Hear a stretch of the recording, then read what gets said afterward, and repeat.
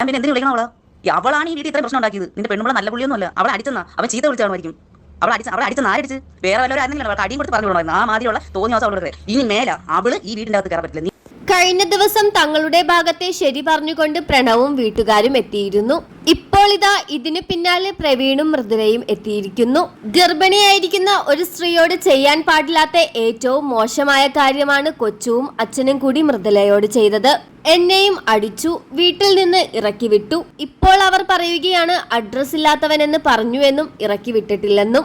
എന്റെ അമ്മ പറഞ്ഞു ഇനി മേലാൽ ഞങ്ങളെ വെച്ച് വീഡിയോ ചെയ്യരുത്, പൈസയും ഉണ്ടാക്കരുത്. അവൾ പ്ലാൻ ചെയ്താണ് ഈ വീട്ടിൽ ഇത്രയധികം പ്രശ്നമുണ്ടാക്കിയത്.